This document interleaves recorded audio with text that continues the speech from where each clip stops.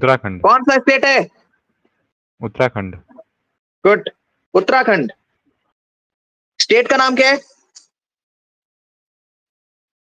Uttarakhand. River का नाम क्या है? कौन? रिवर का नाम क्या है? रिवर सुएल। रिवर सुएल।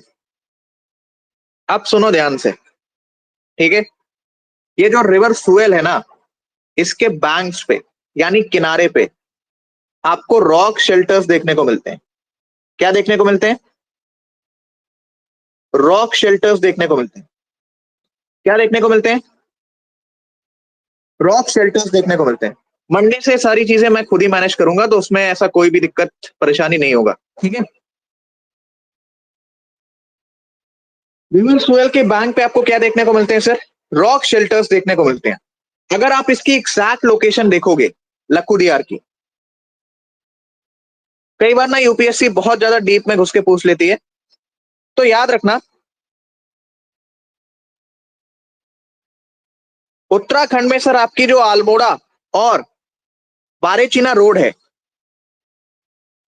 वहां पर एग्जैक्टली आपको ये देखने को मिलेगा।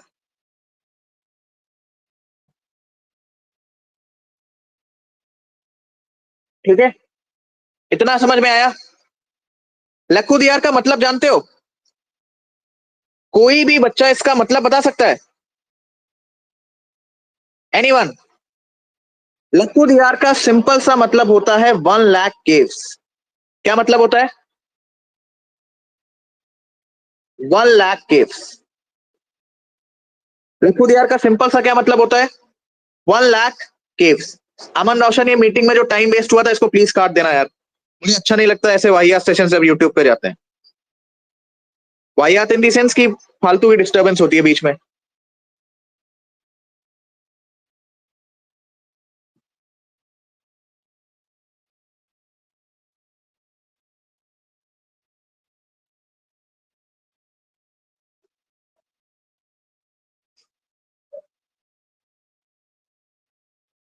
ठीक है रोशन जी, दोबारा ये सब काम मत करना यार, वेटिंग रूम वगैरह वाला।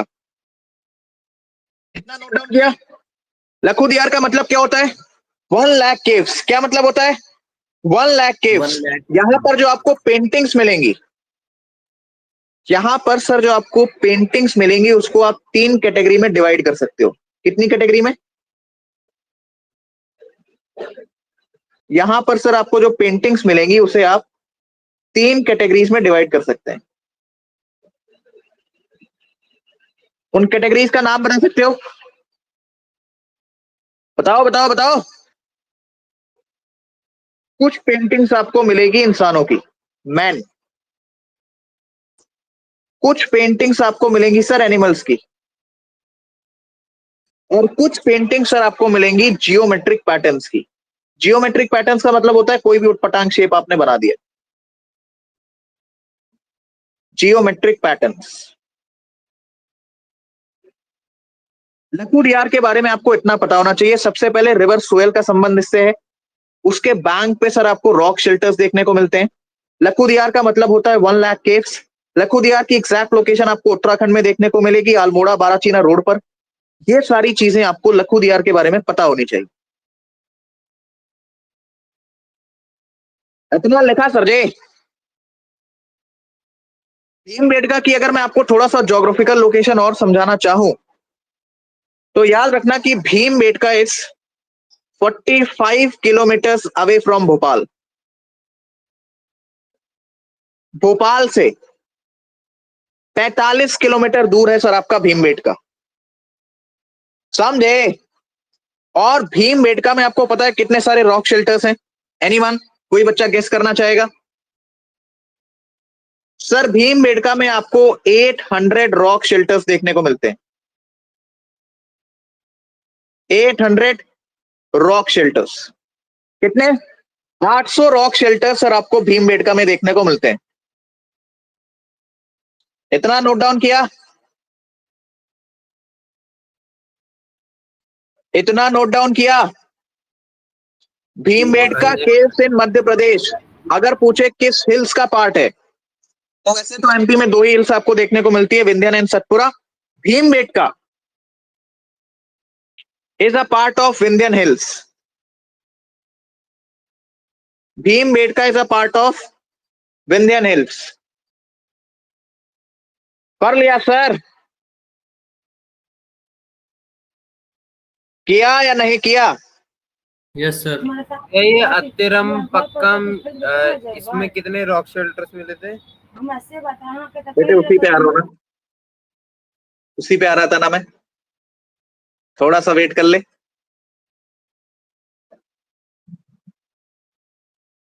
अतिराम पक्कम, ठीक है, ध्यान से समझो इसके बारे में। सबसे पहले इसकी लोकेशन कहां पे? चेन्नई से 60 किलोमीटर दूर। क्या बोला सर मैंने? चेन्नई से 60 किलोमीटर दूर इसकी लोकेशन है सर। और यहां पे आपको रॉक शेल्टर्स वगैरह नहीं, लेकिन मिडिल पैलियोलिथिक कल्चर का एविडेंसेस देखने को मिले हैं। किसके एविडेंसेस? Middle Palaeolithic culture.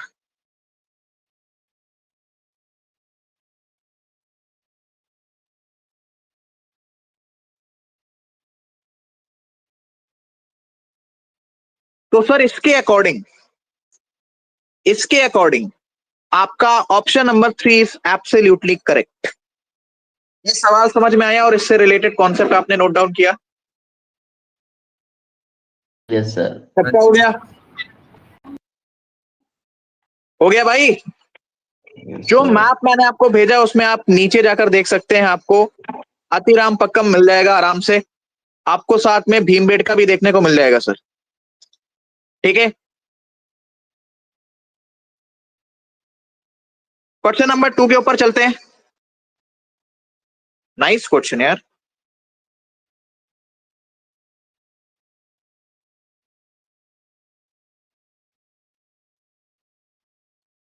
पढ़ो पढ़ो पढ़ो, पढ़िए सर, इस सवाल को पढ़िए और अपना जवाब दीजिए। काफी अच्छा सवाल है ये।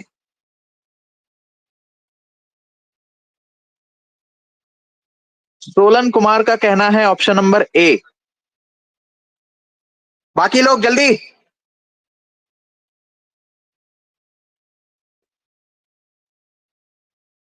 जल्दी जल्दी जल्दी जल्दी जल्दी जल्दी।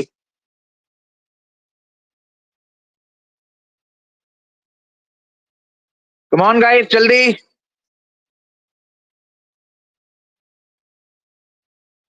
सबका जवाब है ए? बिल्कुल सही sir. Option 1 and option 2 are correct. Sorry, मतलब स्टेटमेंट 1 एंड 2 आर करेक्ट। जवाब कौन सा सही है? ए, बी या सी और डी?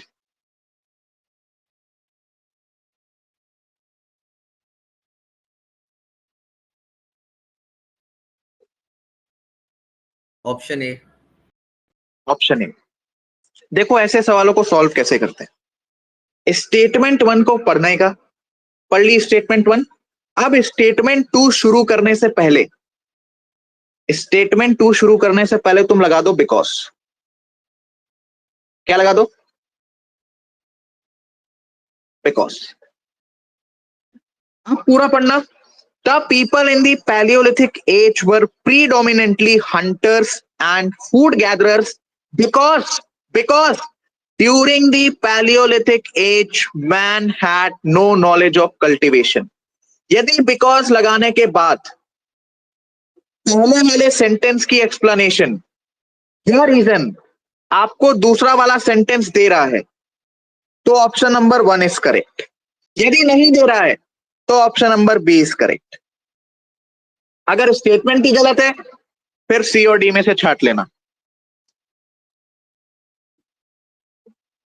समझ गए कि इस प्रकार के सवालों को कैसे सॉल्व करना है? स्टेटमेंट 1 जहां पर खत्म हो रही है उसके बाद अपने को बिकॉज लगाना है। जैसे ही आपने बिकॉज लगाया, अब आप जो दूसरी वाली स्टेटमेंट पढ़ रहे हो, अगर वो आपको पहली वाली स्टेटमेंट का रीजन एक्सप्लेन कर पा रही है या एक्सप्लेनेशन दे पा रही है, तब ऑप्शन नंबर 1, नहीं तो ऑप्शन नंबर 2 इज करेक्ट। आई समझ? क्लियर हुआ? अब देखो, ये तो मैंने आपको काफी ज्यादा डिटेल से पढ़ाया भी है कि पैलियोलिथिक एज में हमने देखा, चाहे अपर पैलियोलिथिक हो, चाहे तुम्हारा मिडिल पैलियोलिथिक हो, चाहे तुम्हारा लोअर पैलियोलिथिक हो, ठीक है, hunting and food gathering is common. अब इंसान हंटिंग और फूड गैदरिंग क्यों कर रहा है? ताकि उसको भैया खाना मिल पाए। और सर जी तो एग्रीकल्चर नहीं कर सकता क्या?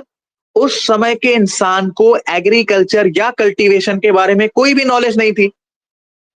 तो स्टेटमेंट 1 क्या कह रही है?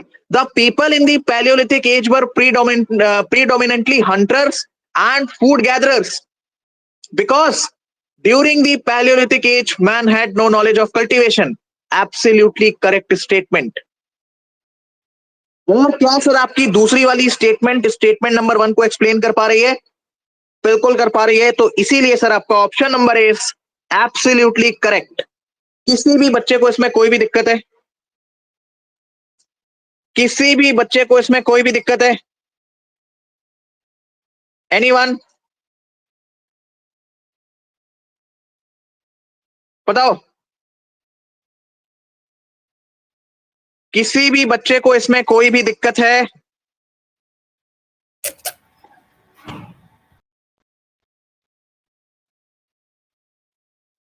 No sir. एग्रीकल्चर का एविडेंस हमें किस पीरियड से देखने को मिला है? किस एज से हमें देखने को मिला है? आप मुझे उस एज का नाम बताइए जिस एज से आपको एग्रीकल्चर और एनिमल डोमेस्टिकेशन के एविडेंसेस देखने को मिले। याद करो। नियोलिथिक, बिल्कुल सही। तो कल्टीवेशन के एविडेंसेस हमें कहां से देखने को मिल रहे हैं सर? नियोलिथिक एज से। कहां से? नियोलिथिक एज से। ऐसे सवाल आप लोग सॉल्व कर लोगे? हाँ भाई, ऐसे सवाल आप लोग सॉल्व कर लेंगे? आगे बढ़ते हैं। इस सवाल को प्लीज अटेम्प्ट करिए और हमें सही जवाब दीजिए। कम ऑन गाइस, जल्दी जल्दी। सवाल क्या कह रहा है? The Mesolithic period was followed by the Neolithic period. ऐसा है क्या? अरे ऐसा है क्या? बिल्कुल है sir. Which of the following are the chief characteristics of the Neolithic age of ancient history? अच्छा, हमें पता ही नहीं था नियोलिथिक एज एंशिएंट हिस्ट्री में पढ़ते हैं। पहला भैया, initiation of the environment changes. अच्छा। Domestication of animals. ओहो। Utilisation of iron tools specifically in agricultural practices. हाई। Use of polished pottery and tools. Select the correct answer from the code given below. भाई मुझे तो सही answer मिल गया। क्या आप लोगों को मिला है? क्या आप लोगों को मिला है? Yes sir. बताइए। Yes sir. Yes sir. Kaushal Kumar का कहना है कि sir option number A is correct. शाबाश कौशल कुमार, बिल्कुल सही। पेपर निकाल के मानेगा इस पर। और किस किस का जवाब ए है? पूजा कुमारी का है, बहुत अच्छे भैया। 20 द आंसर। 20 the answer. ये किसका जवाब है? सौरभ। अविनाश। अच्छा बेटे, थे।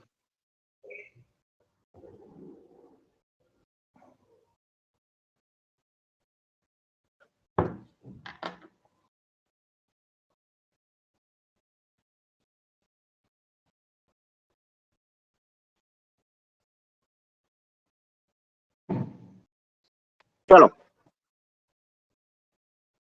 Point number 1, initiation of the environment changes. सबसे पहला आपसे सवाल किस बारे में पूछ रहा है? कैरेक्टरिस्टिक्स पूछ रहा है नियोलिथिक एज की। ठीक है, कैरेक्टरिस्टिक्स पूछ रहा है सर आपसे नियोलिथिक एज की। मुझे जरा यह बताओ, क्या हमें एनवायरमेंट चेंज की शुरुआत नियोलिथिक एज में देखने को मिली थी, या मेसोलिथिक पीरियड में ही एनवायरमेंट चेंज की शुरुआत हो चुकी थी?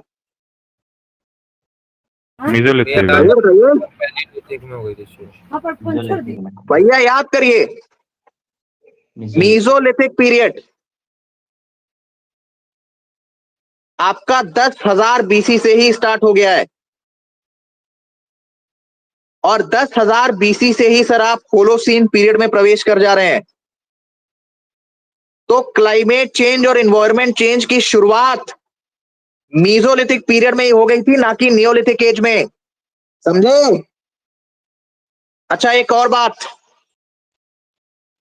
मैं चाहे एज बोलूं चाहे पीरियड बोलूं, दोनों का मतलब तुम समय काल से ही रिलेट करना। अभी इसकी टेक्निकलिटी में मत जाना कि सर जी एज और पीरियड में क्या डिफरेंस होता है, जियोलॉजिकल टाइम स्केल में सीखेंगे उसको, समझे? तो मीसोलिथिक एज में ही इन्वायरमेंट चेंज की शुरुआत हो गई थी, ना कि नियोलिथिक एज में।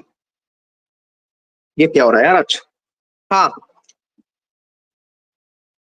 तो पॉइंट नंबर 1 गलत है, बिल्कुल गलत है सर।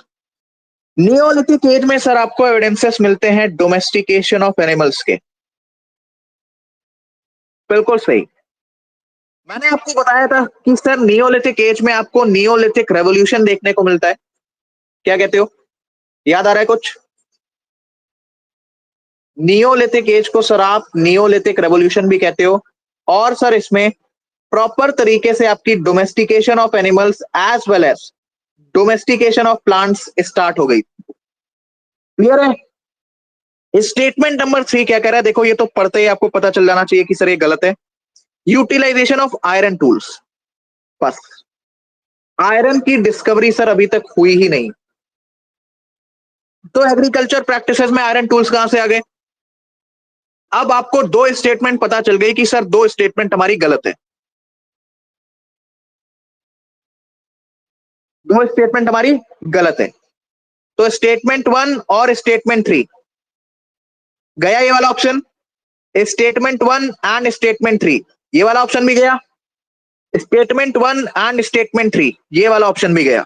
अगर आपको चौथे ऑप्शन के बारे में अंदाजा नहीं है, तब भी आप आराम से बता सकते हैं कि सर 2 और 4 इज करेक्ट, इसलिए हमारा ऑप्शन नंबर ए सही हो जाएगा। इसको कहते हैं ऑप्शन एलिमिनेशन। समझ में आया? समझ में आया या नहीं आया? जी भैया। आया या नहीं आया? आया ही होगा। आगे भैया। जरा कुछ नियोलिथिक सेटलमेंट्स का नाम बता सकते हो?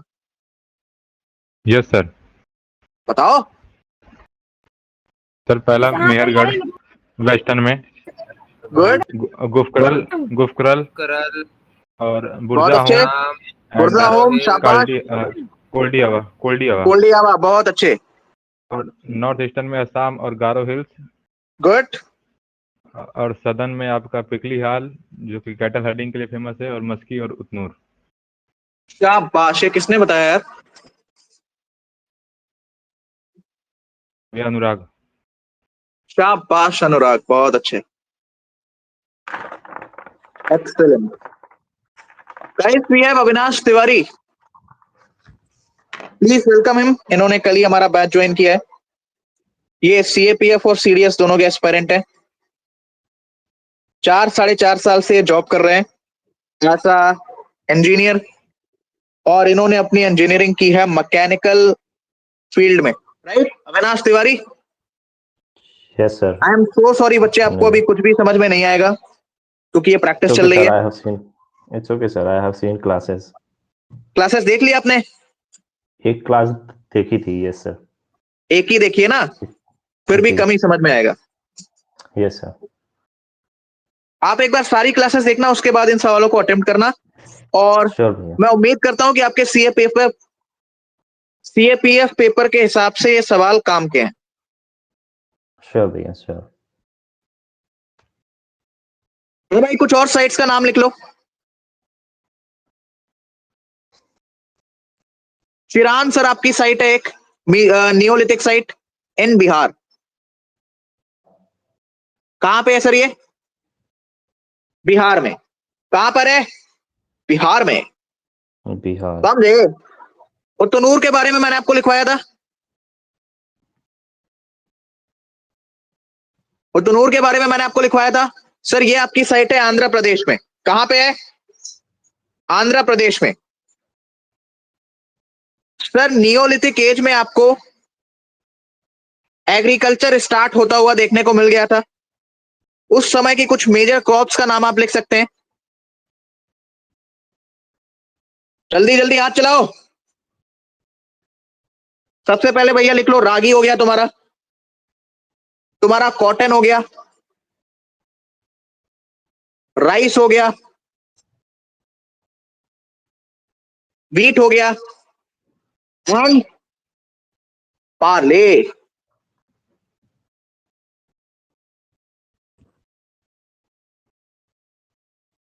इतना लिखा। दुनिया में सबसे पहले खेती का एविडेंस आपको कहां से मिला?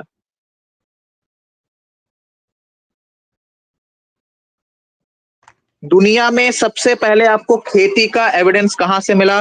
इसका जवाब है सर,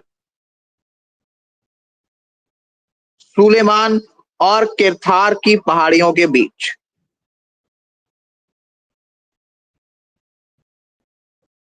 सुलेमान एंड किरथार की पहाड़ियों के बीच आपको सबसे पहला एग्रीकल्चर एविडेंस देखने को मिला, या एग्रीकल्चर के एविडेंसेस देखने को मिले। इतना नोट डाउन किया? जी भैया। और किया या नहीं किया? जी भैया कर लिया। जल्दी जल्दी नोट डाउन करिए सर। और भैया तुम्हारा नियोलिथिक एज में तुमको क्या देखने को मिला था?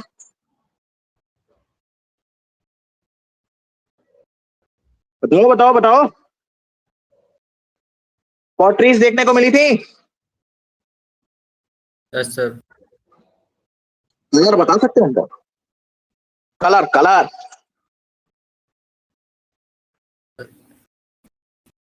भैया ग्रे याद रखना, तुम ब्लैक याद रखना।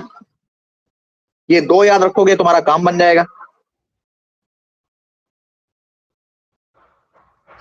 इतना नोट डाउन किया सर जी? आगे बढ़े क्या? जी भैया। आगे बढ़े। कुछ टूल्स के नाम बता सकते हो? क्या आप मुझे कुछ टूल्स का नाम बता सकते हैं? Access, axis, pixels, cells. ये कुछ नाम है, एक्स्ट्रा नाम है, इसको प्लीज याद रखना। यूपीएससी वाले भूले बढ़ के पूछ ही लेते हैं।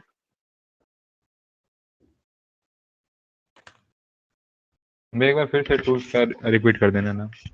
एक्सेस, एक्सेस, चिसेल, स्केल्स या सेल्स। फोर्थ वन क्या है भैया? CELTS, CELTS, celts. Celts, scales, जो भी कहना कह लो। ओके भैया।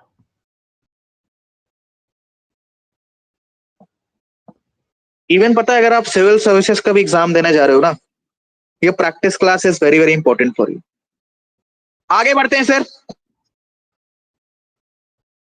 Ten another question related to Neolithic culture.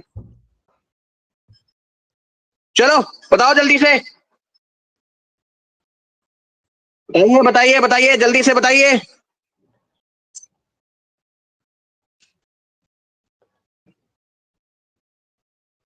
Come on guys, come on. सवाल क्या कह रहा है? Which of the following statements with regarding to the Neolithic culture found in Kashmir is correct? It is known for pit dwellings. अच्छा, people use tools made of bones. Oh, this culture appears to have migrated from outside. Select the correct answer using the codes given below. Sir मुझे मेरा मिल गया सही answer, क्या आपको मिला? क्या आपको मिला सर?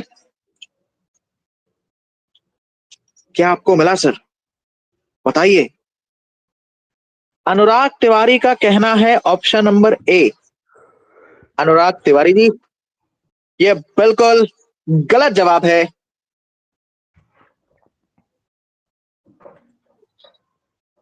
ये बिल्कुल ही गलत जवाब है अनुराग तिवारी जी।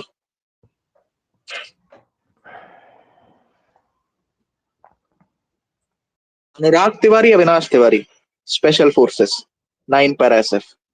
क्या बात है। सोलन कुमार 52 NST। राइट सोलन, क्या कहते हो? अच्छा, तुम में से किसको किसको शौक चढ़ा रहता है ये स्पेशल फोर्सेस में जाने का? एनीवन है कोई? No one? चलिए अभी वापस आ उतना जाते हैं आगे तक सवाल के सोचा नहीं ऊपर। भैया।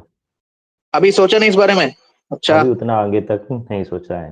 आई जस्ट बस want to be entry the मिले, पार्ट हाँ ऑफ शौर्य आर्म को बस फोर्सेस। एंट्री चाहिए। चलो ठीक है।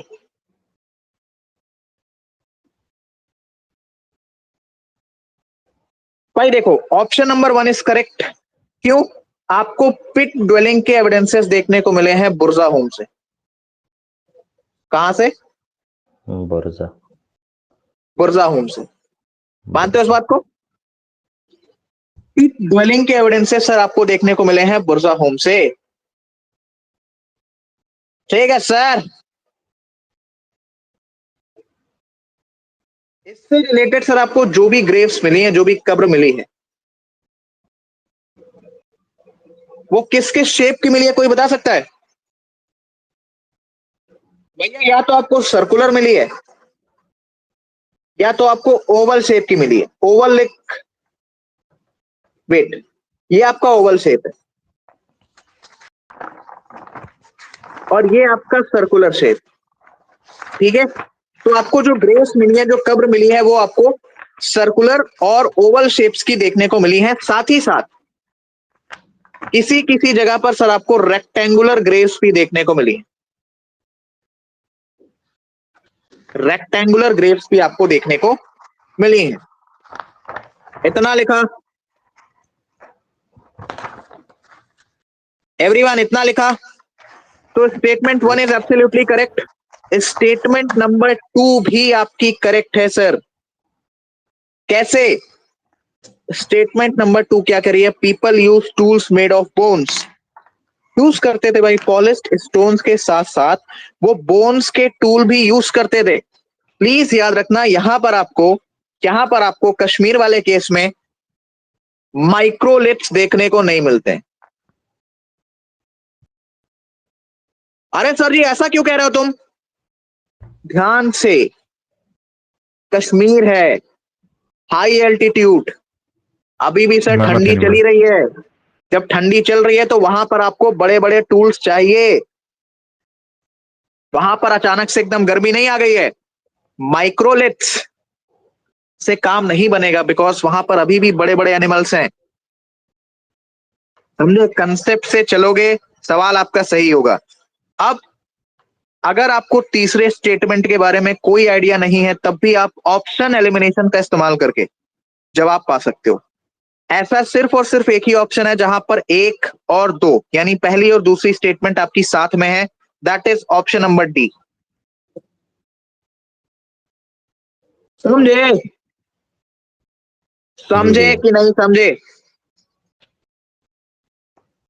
आगे बढ़े। जी भाई। अभी जो माइग्रेशन वाला पॉइंट है, इसका हमें एविडेंस कहां से मिलता है? यहां पर हमें जो स्केलेटल्स मिले हैं,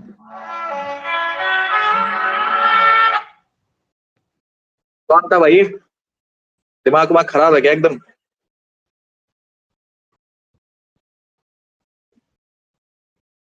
ये सब नौटंकी मत किया करो क्लास में, ठीक है? यहां पर सर आपको जो स्केलेटन्स देखने को मिले हैं, ठीक है, वो सर आपकी वेस्ट एशियन पॉपुलेशन से मैच करते हैं। वेस्ट एशिया का मतलब है, for example this is your India. ये वाला जो तुम्हारा इलाका है, इसको तुम वेस्ट एशिया कह रहे हो, जिसमें तुम्हारा ये सऊदी, इजराइल वगैरह सब आ जाते हैं। तो वहां पर जो आपको स्केलेटन्स देखने को मिले हैं, और जो स्केलेटन्स आपको बुर्जा होम में देखने को मिले हैं, उन स्केलेटन्स की काफी ज्यादा सिमिलैरिटीज हैं, जिसकी वजह से आपका point number three is absolutely correct. इतना समझ में आ गया? तो आगे बढ़ते हैं। इस सवाल का जवाब मैं आप लोगों से चाहता हूं, निराश मत करना मुझे। कौन गाइस बताइए।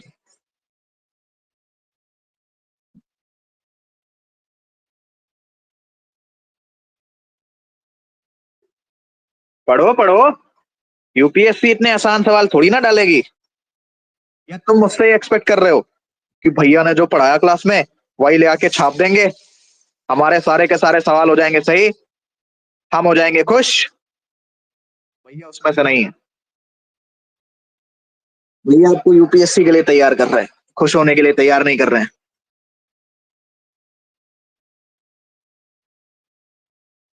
किसी ने कहा ऑप्शन नंबर डी, बिल्कुल गलत। पूजा कुमारी। लड़कियों की कटाव बढ़ रही है बेटे। इसमें तो 2 ऑप्शन सही ना सर, सेकंड एंड थर्ड।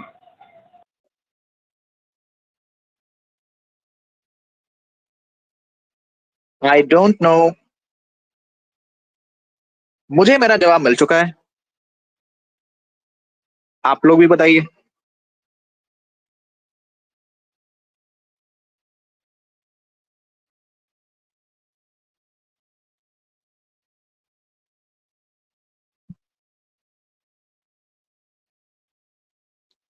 अनुराग तिवारी का कहना ऑप्शन नंबर सी, रुस्तम का कहना ऑप्शन नंबर बी।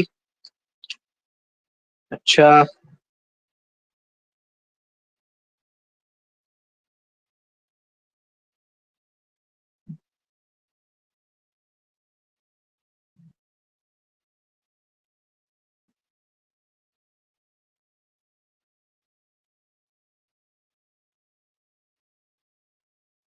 चलो सवाल क्या कह रहे हैं। चालकोलिथिक कल्चर से रिलेटेड पूछा है, यानी कि सर बात चल रही है कॉपर एज की। किसकी बात चल रही है?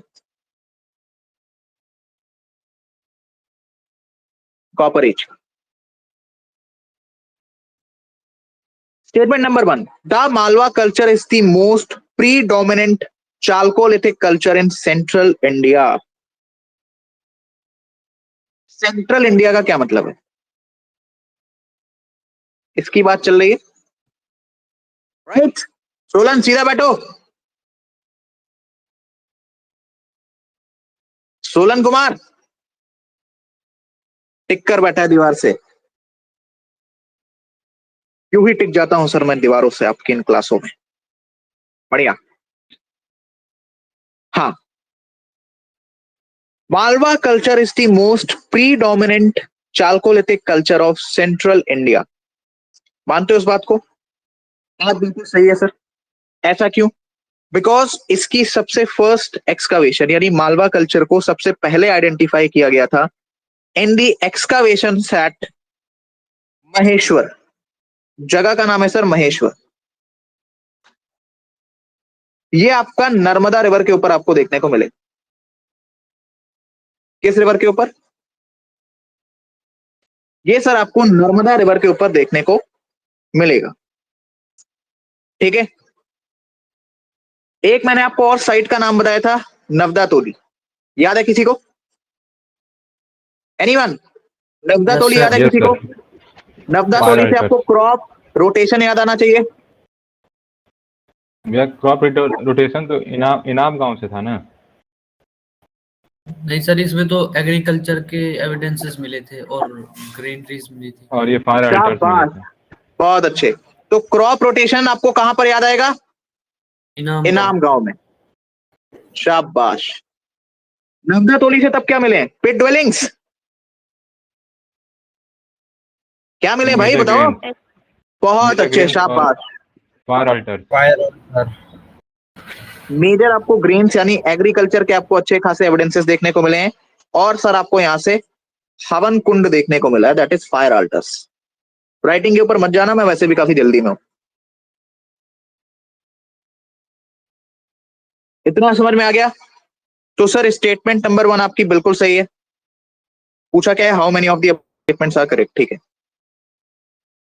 Statement 2, the Jorwe culture is the most important and characteristic chalcolithic culture of Maharashtra.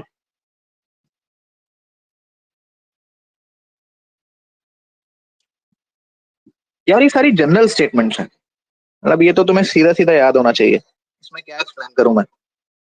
The आहार culture is among the earliest Chalcolithic cultures of India. आहार बनास कल्चर मैंने आपको सबसे पहले पढ़ाया था। सर यहाँ पे तीनों स्टेटमेंट्स आपकी सही है, तीनों ही स्टेटमेंट आपकी सही है। मेरी मानो तो तीनों स्टेटमेंट्स थोड़ा सा दिमाग में बैठा लो, ये आपसे डायरेक्टली पूछा जा सकता है।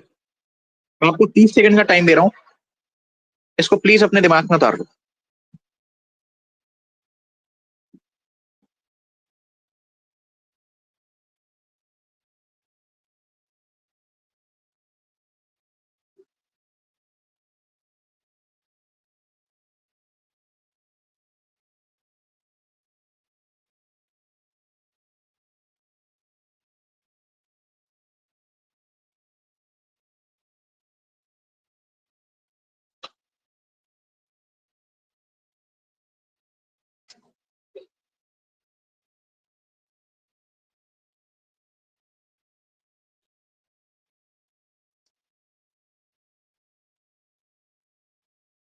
उतार लिया?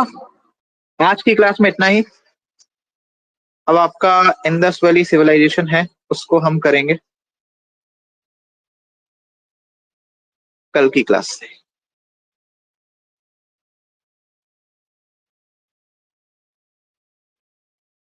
आज हमारा काफी टाइम वेस्ट हो गया उसमें ही।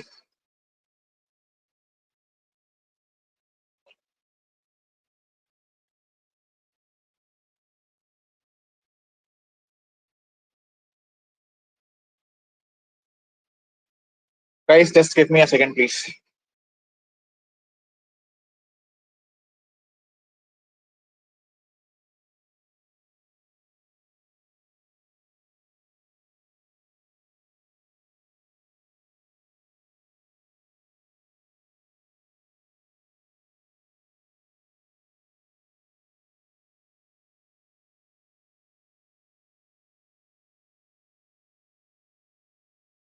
है तो आप लोग पूछ सकते हैं।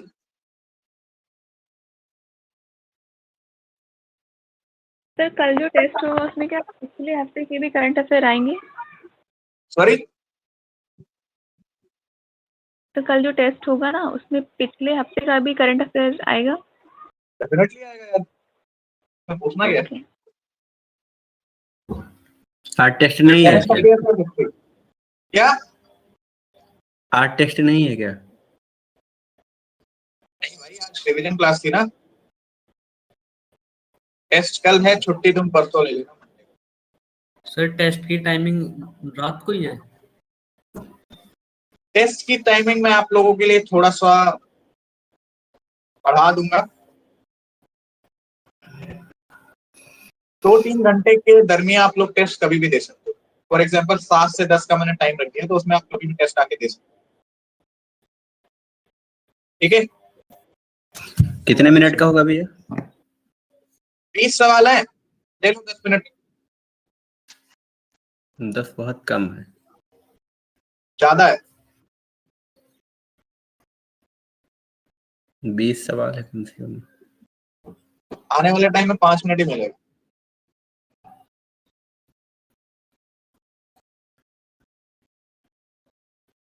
जो बच्चे आज क्लास में पहली बार आए थे, मैं एक चीज आपको बता दूं, इस क्लास को देखकर अपनी धारणा मत बनाना ये सर बेकार पढ़ाते हैं। ठीक है?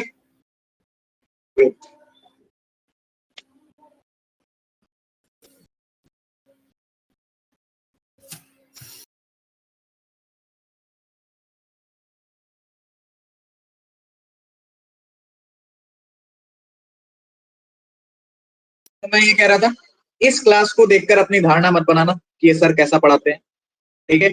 बिकॉज ये एक प्रैक्टिस सेशन था, उन्हीं को समझ में आएगा जिन्होंने सारे लेक्चर्स अटेंड कर रखे। मेरी क्लास की एक खास और एक खराब बात यही है कि सारी क्लासेस आपस में कनेक्टेड होती हैं। अगर आपने हिस्ट्री की पहली क्लास नहीं देखी तो किसी भी कीमत पर आपको दूसरी तीसरी क्लास समझ में नहीं आएगी। स्टार्टिंग से देखो, उसके बाद प्रैक्टिस सेशन को देखो, उसमें सवाल अटेम्प्ट करो, तभी चीजें समझ में आएंगी। ठीक है? ओके भैया।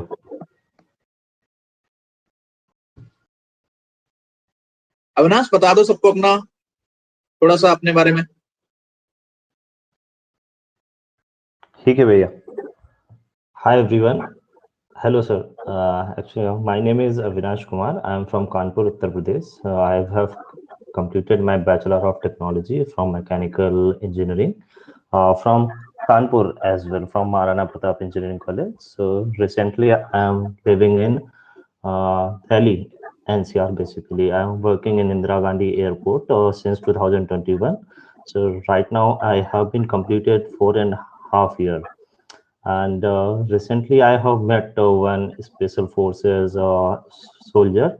So I have made my mind to explore my options regarding like armed forces and CAPF. So I just exploring that whatever the options I have.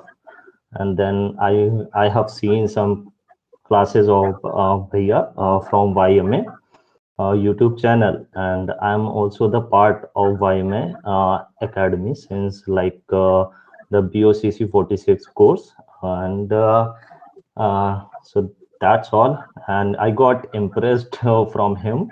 Like I like teaching style of Anjane sir, so that's why I just want to be like पढ़ना चाहता था मैं इनसे, so that's why I get to contact with him, and after that I'm here and happy to be the part of this to you all. So that's it from my side. Okay. इन्हें जो भी चीज की जरूरत होगी please provide कर देना। सबसे पहले फिजिकल ज्योग्राफी के नोट्स प्रोवाइड कर दो, लेक्चर्स भेज दिए हैं। आज की रिकॉर्डिंग सब काट पीट के मिलेगी तो वो 30-35 मिनट की रिकॉर्डिंग होगी, बिकॉज मैंने कुछ मिला के 6-7-8 सवाल कराए होंगे।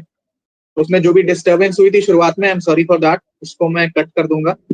मंडे से सारी चीजें मैं ही मैनेज करूंगा, तो रिकॉर्डिंग्स वगैरह आपको सब इमीडिएटली मिल जाएगा। ठीक है? ओके भैया। Everyone clear? कोई दिक्कत परेशानी डाउट है तो पूछ सकते हैं। भैया ये जो I have a question. Actually, I have a question. Have you completed physical geography also? नहीं, मैंने हिस्ट्री से स्टार्ट किया है। हिस्ट्री एंड करंट अफेयर्स चल रहा है। आपके कुल मिला के 10 बैकलॉग्स होंगे, दैट्स इट, उससे ज्यादा नहीं। Okay, so you have started yet? Okay. हाँ, मैंने इस बार हिस्ट्री से स्टार्ट किया। Okay. Thank you. I thought you said ना कि physical geography के notes send कर दो, तो I thought you have already completed. नहीं, वो नोट्स, वो डिजिटल नोट्स वगैरह बन चुके हैं, तो वो मैं आपको PDF सारे सब्जेक्ट्स की देता जाऊंगा जैसे मेरे पास आती रहेगी। Okay. Got it. Okay. Thank you so much. हाँ तिवारी पूछो। मैं ये पूछ रहा था, ये जो मोहनजोदारो में एविडेंस मिला 3 मंकी बीट तो उसमें मतलब कि जो वो बीट थे उस पे मंकी के स्ट्रक्चर बने हुए थे। बीट मतलब कि माला हो गया, वो जो माला वाला, हाँ उस पे मंकीज के आपको स्ट्रक्चर देखने को मिले। अच्छा ठीक है। मैं कुछ एक्सप्लोर करता हूँ, देखता हूँ। मैं सोच रहा हूँ ना वो AI का यूज करके कुछ ऐसी वीडियोस बनाऊं जिससे हिस्ट्री आप लोगों के लिए और इंटरेस्टिंग हो जाए। देखता हूँ मैं क्या कर सकता हूँ। और कुछ पूछना है एनीवन?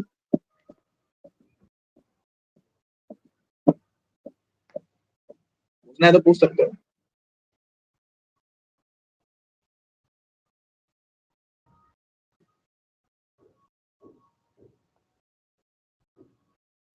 भैया इंग्लिश में कब से क्लास चलाओगे? सॉरी, पूछ रहा था इंग्लिश और इंग्लिश मैथ। में थी क्लास कब से? इंग्लिश और मैथ सर मैं प्लान तो कर रहा हूँ मंडे से स्टार्ट करने का। ऑनेस्टली स्पीकिंग मेरे पास अभी तक 100 रुपए नहीं आया। 5-6 बच्चों ने किया है। हालांकि मैं स्टार्ट कर दूंगा, कोई बात नहीं। I am planning to start it from Monday. SSP batch launch कर दिया है, बाकी देख लो आप लोग।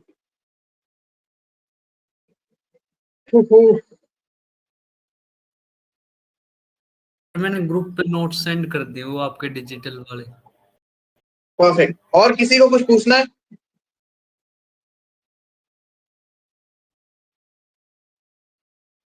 नहीं? No sir. नहीं भैया। All the best. जय हिंद। जय हिंद सर। जय हिंद भैया। Then भैया। ऑल थैंक यू भैया।